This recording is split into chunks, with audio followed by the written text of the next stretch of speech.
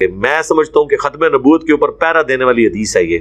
علی کی میرے ساتھ وہی نسبت ہے جو ہارون کی موسیٰ کے ساتھ، مگر میرے بعد کوئی نبی نہیں، یعنی اگر کوئی امتی نبی ہوتا تو مولا علی ہوتا ہے۔ الحمدللہ رب العالمین والصلاة والسلام علی رسولہ الکریم وعلی آلہ وصحبہ اجمعین، اما بعد فاعوذ باللہ السمیع العلیم من الشیطان الرجیم، بسم اللہ الرحمن الرحیم۔ ما كان محمد ابا احد من رجالکم ولکن رسول اللہ وخاتم النبیین وکان اللہ بکل شیء علیما، صدق اللہ العظیم وصدق رسولہ النبی الکریم الامین ونحن علی ذلک لمن الشاہدین والشاکرین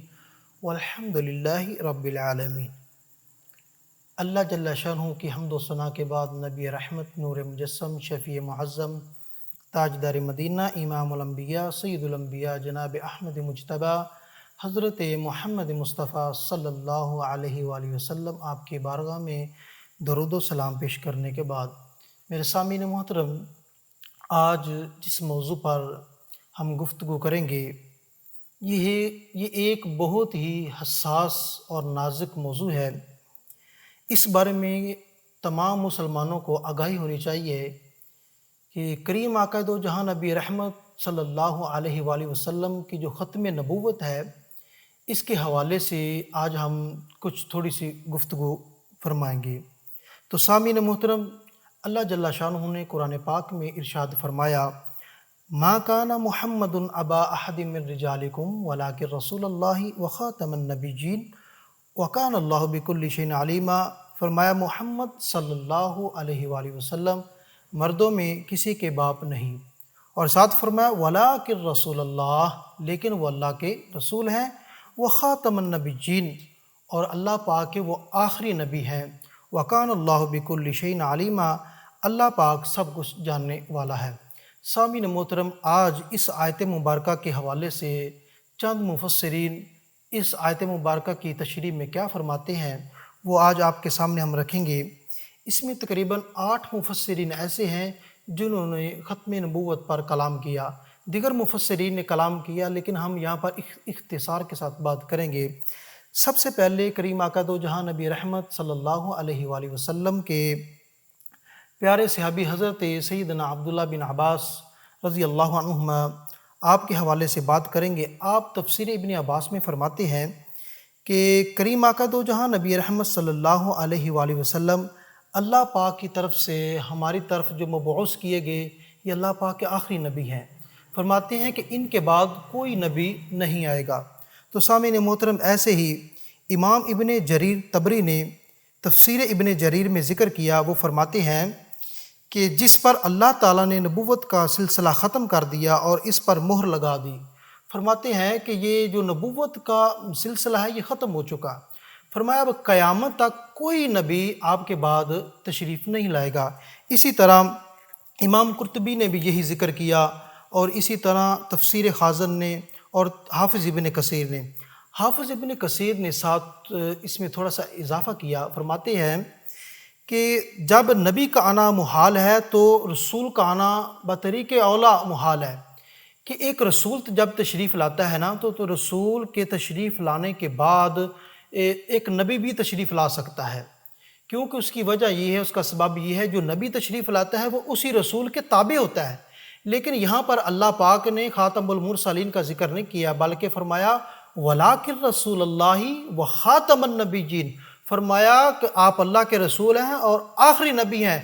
آپ کے بعد قیامت تک کوئی نبی بھی تشریف نہیں لائے گا۔ اسی طرح آگے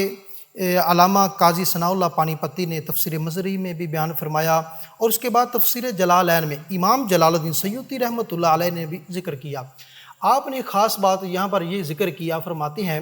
کہ حضرت عیسیٰ علیہ السلام بھی اللہ کے نبی ہیں۔ وہ کریم آقا علیہ السلام جب آپ دنیا سے پردہ فرما چکے ہیں، تو عیسیٰ علیہ السلام جب تشریف لائیں گے تو وہ کریم آقا علیہ السلام کے امتی بن کر آئیں گے، ٹھیک ہے، اور وہ شریعت محمدی پر چلیں گے، وہ نبی بن کر نہیں آئیں گے، وہ شریعت محمدی کے تابع ہوں گے، وہ رسول پاک علیہ السلام کی جو شریعت ہے اس کی اتباع کریں گے، وہ اپنی جو شریعت ہے وہ ان کی شریعت رسول پاک علیہ الصلوۃ والسلام کے تشریف لانے سے پہلے قبل وہ منسوخ ہو چکی ہے، تو اب جو شریعت ہے وہ شریعت محمدی ہے۔ تو اس کے بعد کریم آقا دو جہاں نبی رحمت صلی اللہ تعالیٰ علیہ وآلہ وسلم خود فرماتے ہیں، میرے آقا دو جہاں نبی رحمت نے فرمایا، میری مثال ایسے ہے کہ جیسے کسی ایک شخص نے ایک خوبصورت محل تیار کیا، فرمایا بہت ہی خوبصورت، لوگ اس کے ارد گرد طواف کرتے ہیں، دیکھتے ہیں اور کہتے ہیں کہ یہ بہت ہی خوبصورت ہے، اور ایک کونے میں ایک اینٹ رہ گئی ہے اور لوگ کہتے ہیں کاش کہ یہ اینٹ بھی کبھی لگ جاتی، یہ محل بہت خوبصورت نظر آتا۔ تو وہ میرے آقا علیہ السلام فرماتے ہیں وہ اینٹ میں ہوں، وہ جو نبوت کا محل ہے، رسالت کا محل ہے، وہ مکمل ہو چکا ہے، اب میرے بعد نہ تو کوئی نبی تشریف لا سکتا ہے اور نہ ہی کوئی رسول۔ کریم آقا دو جہاں نبی رحمت نے فرمایا اب اگر میرے بعد کوئی نبی ہونے کا دعویٰ کرے، میرے آقا علیہ السلام نے فرمایا وہ کذاب ہے اور وہ جھوٹا ہے۔ میرے آقا علیہ السلام نے فرمایا اگر میرے بعد کوئی نبی ہوتا تو فرمایا وہ عمر ہوتا، اگر حضرت عمر رضی اللہ تعالی عنہ جیسا بندہ اتنا ایماندار اور مومن ہو،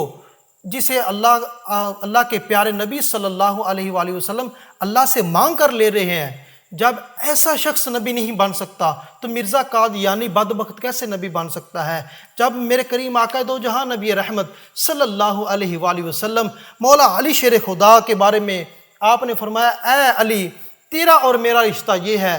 جیسے موسیٰ علیہ السلام کا اور ہارون علیہ السلام کا ہے، لیکن یاد رکھنا کہ میرے بعد کوئی نبی نہیں ہوگا۔ جب کریم آقا دو جہاں نبی رحمت مولا علی شیر خدا کو اپنا بھائی قرار دے رہے ہیں اور مولا علی جیسی ہستی نبی نہیں بن سکتی، تو یہ مرزا قادیانی بدبخت کیسے نبی بن سکتا ہے؟ میرے آقا دو جہاں نبی رحمت فرماتے ہیں میرے بعد